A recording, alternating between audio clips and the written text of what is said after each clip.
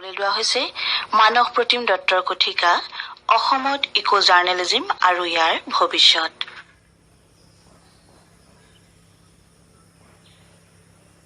সাংবাদিকতা বা eco journalism শব্দটো মূলতঃ দুটা শব্দ ইকো আৰু জাৰ্নেলিজমৰ সমষ্টি। এই শব্দ দুটাৰ পৰা আমি বুজিব পাৰো যে পৰিৱেশ সাংবাদিকতা হৈছে পৰিৱেশ বিষয়ক সংবাদ প্ৰেৰণ আৰু প্ৰকাশ কৰা এক নব্য ধাৰণা।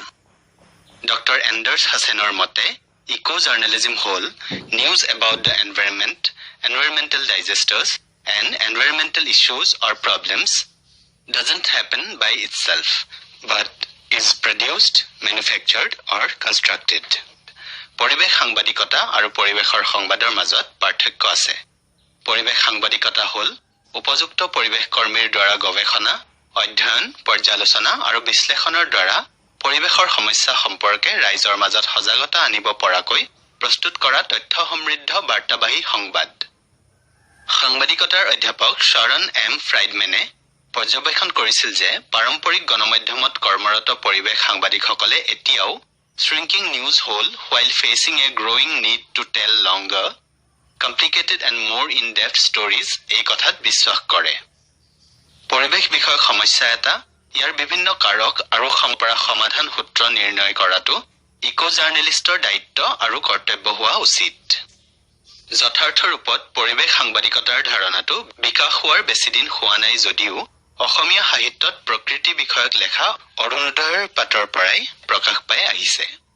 এই লেখাসমূহ হ'ল সিংহৰ বিৱৰণ, কাকতি ফৰিঙৰ কথা, বলদ গৰুৰ বিৱৰণ, কেম্টাই তথা বনৰৌ পহুৰ বিৱৰণ, বাঘৰ বিৱৰণ, হাতীৰ বিৱৰণ, গঁড়ৰ বিৱৰণ, তিমি মাছৰ বিৱৰণ, মহৰ বিৱৰণ, গাই গৰুৰ বিৱৰণ, সিংহৰ কথা, মৌমাখিৰ বিৱৰণ, বেং আদি অচেতন হৈ থকাৰ কথা, ঘোঁৰাৰ বিৱৰণ, পেৰু দেশৰ মেৰ ছাগলী অৰ্থাৎ জিৰাফ, নাহৰ ফুটুকী পশুৰ বিৱৰণ, উট চৰাই ইত্যাদি। বৰ্তমান অসমৰ প্ৰায়বোৰ কাকতেই পৰিৱেশ সম্পৰ্কীয় লেখামেলাৰ প্ৰচাৰ আৰু প্ৰসাৰৰ ক্ষেত্ৰত গুৰুত্ব দিছে। অসমৰ প্ৰতিখন কাকততে পৰিৱেশ সম্পৰ্কীয় একোটাকৈ পৃষ্ঠা প্ৰকাশ হোৱা দেখা যায়। বৰ্তমান প্ৰকাশ হৈ থকা বিভিন্ন প্ৰকৃতি বিষয়ক পৃষ্ঠাসমূহ হ'ল দৈনিক অসমৰ সুন্দৰ পৃথিৱী, নিয়মীয়া বাৰ্তাৰ প্ৰকৃতি পৰ্যটন আৰু অসম আদিত্যৰ প্ৰকৃতি পৰিৱেশ, আমাৰ অসমৰ প্ৰকৃতি ইত্যাদি।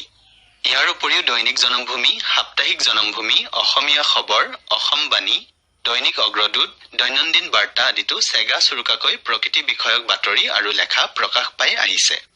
অসমীয়া প্ৰতিদিনৰ সম্ভাৰৰ ৰ'দালি পৃষ্ঠাৰ উপৰিও প্ৰকৃতি বিষয়ক পৃষ্ঠা আৰু প্ৰচ্ছদ লেখা বিভিন্ন সময়ত প্ৰকাশ হৈ থকা দেখা যায়। প্ৰতি বছৰে প্ৰকৃতি বিষয়ক বিভিন্ন লেখা এই পৃষ্ঠাসমূহে সামৰি লৈছে।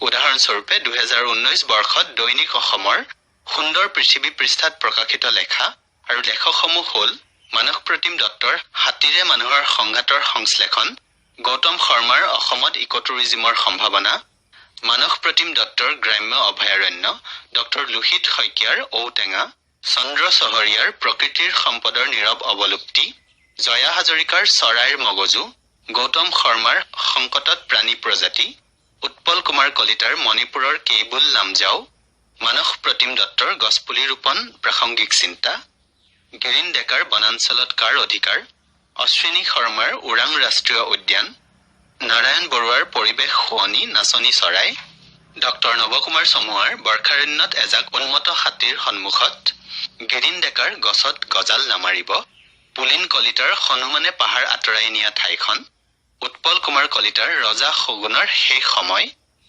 মানস প্ৰতিম দত্তৰ পাক্কে অভয়াৰণ্য, মলয় বৰুৱাৰ অসম বন্য বিশ্ব 2018, বিশ্বজিৎ দাসৰ কলহীৰ শিশু, ভূপেন কুমাৰ দাসৰ তাত এখন বিল আছিল, হেমন্ত বেজবৰুৱাৰ কুমাৰা কুমৰ পক্ষী জগতত, বুবুল শৰ্মাৰ সুস্থ পৃথিৱীৰ ডাকৱালবোৰ, নৱকুমাৰ চমুৱাৰ হস্তি মানুহৰ সংঘাত দূৰীকৰণৰ বাবে এটা প্ৰস্তাৱ, নাৰায়ণ বৰুৱাৰ চাৰণ বিল, যোগেন্দ্ৰ ভৰালীৰ প্লাষ্টিকে ঢকা ধৰিত্ৰী, উৎপল কুমাৰ কলিতাৰ ঘনচিৰিকাৰ বাবে এটা দিন, ভুৱনেশ্বৰ ডেকাৰ ফেঁচা, সুদু, শগুন আদিৰ কথাৰে, যোগেন্দ্ৰ ভৰালীৰ প্লাষ্টিক প্ৰতিৰোধ, উৎপল কুমাৰ কলিতাৰ বসন্তৰ বাতৰি দিয়া চৰাই, পুলু কুমাৰ শৰ্মাৰ পৰিৱেশ আন্দোলনৰ নীৰৱ কৰ্মী গণেশ আগৰৱালা, ৰঞ্জন কুমাৰ শৰ্মাৰ ৰঘুমলা, ডক্টৰ লোহিত শইকীয়াৰ মণিচাল পৰিৱেশ ৰক্ষক প্ৰয়োগ মূল্যযুক্ত, লীলাকান্ত পায়েঙৰ সাফলু, অতুল দত্তৰ শগুনৰ বিষ, নাৰায়ণ বৰুৱাৰ বন খঞ্জৰী, মধুচন্দাৰ ঘৰচিৰিকা বৃদ্ধি পাইছে,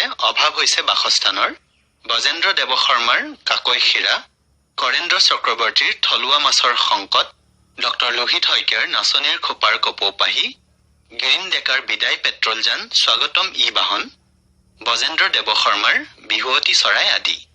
একেদৰে অসমীয়া প্ৰতিদিনৰ সম্ভাৰৰ পাতত বিদ্যুৎ কুমাৰ শৰ্মাৰ প্লাষ্টিক নিষিদ্ধ এক আদৰণীয় পদক্ষেপ, জিয়াৰুদ্দিন আহমেদৰ প্লাষ্টিকৰ সামগ্ৰীলৈ প্ৰত্যাহ্বান, তামোলৰ ঢকুৱা, পংকজ বৰাৰ মানৱসৃষ্ট আৱৰ্জনা, নাৰায়ণ ডেকাৰ টেনজিং বডোচাৰ নিদৰ্শন, মানৱমলৈ কিমান দূৰ, প্ৰাণজিৎ ডেকাৰ ভিয়েটনামৰ পৰিৱেশ বান্ধৱ ষ্ট্ৰ আদি পৰিৱেশ বিষয়ক লেখা প্ৰকাশ পাইছে।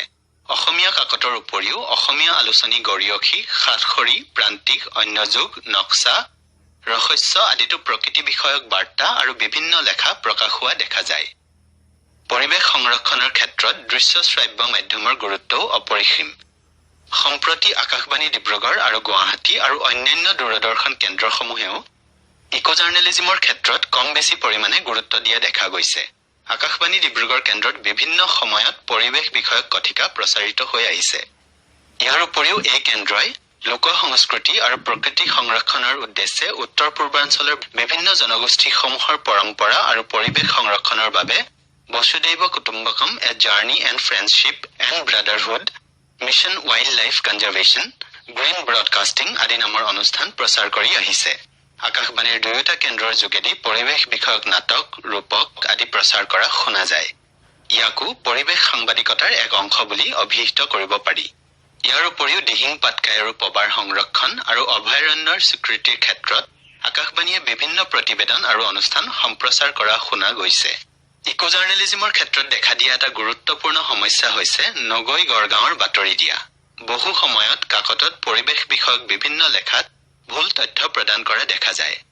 অলপতে এখন বহুল প্ৰচলিত কাকতত এজন লেখকে লিখা এটা লেখাত পানী দিহিঙৰ বিষয়ে ভুল তথ্য প্ৰদান কৰিছিল।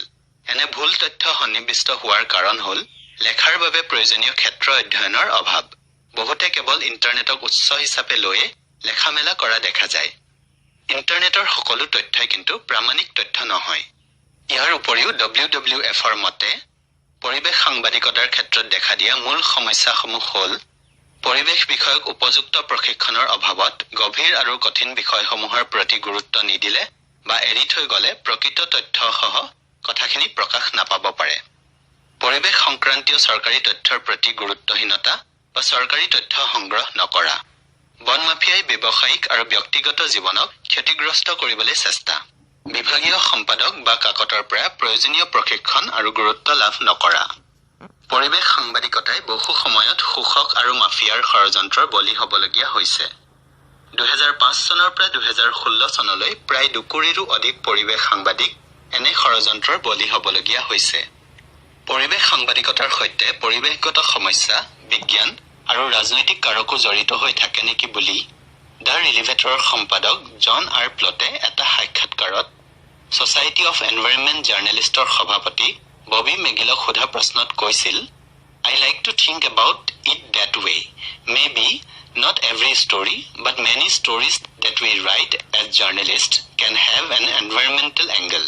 You know, the SEJ board just held its board meeting in Fort Collins, Colorado, and Colorado State University recently built a new stadium right on campus. That required land use change on campus, and that had a variety of issues associated with it. That's an environmental story because it affects land use. It affects traffic patterns. It affects how people use electricity and water and how they park their car. It affects transportation and all kind of things that have environmental consequences. So, that's a sports story. It's a business story. It is an education story. And it is an environmental story. অসমত পৰিৱেশ সমালোচনাৰ ধাৰাটোৰ বিকাশৰ লগতে পৰিৱেশ সাংবাদিকতাৰ ধাৰণাটোৰো বিকাশ ঘটিছে। এই বিকাশ সম্পৰ্কীয় প্ৰয়োজনীয় তথ্যপাতি বহুত কমকৈয়ে পোৱা যায়। ডক্টৰ নৱকুমাৰ চমুৱাৰ পৰিৱেশ সাহিত্যৰ এখন উল্লেখযোগ্য গ্ৰন্থ অসমত সেউজ সংৰক্ষণ, চেতনা আৰু সাহিত্যত এই সম্পৰ্কে তথ্য সুন্দৰকৈ প্ৰকাশ পাইছে বুলিব পাৰি। এই কথিকাটোত অন্তৰ্ভুক্ত বহুতো তথ্যত এই গ্ৰন্থৰ সহায় লোৱা হৈছে পৰিৱেশ সাংবাদিকতাৰ ধাৰণাটোক আৰু জনমুখী কৰি তুলিবলৈ হলে এনেধৰণৰ অধিক গ্ৰন্থ প্ৰকাশৰ উদ্যোগ লোৱা উচিত। এই ক্ষেত্ৰত চৰকাৰী বেচৰকাৰী প্ৰকাশন প্ৰতিষ্ঠান, সাহিত্যানুষ্ঠান আদিৰো উল্লেখযোগ্য ভূমিকা থকা দৰকাৰ। ইমান পৰে মানস প্ৰতিম দত্তৰ কথিকা অসমত ইকো জাৰ্নেলিজিম আৰু ইয়াৰ ভৱিষ্যত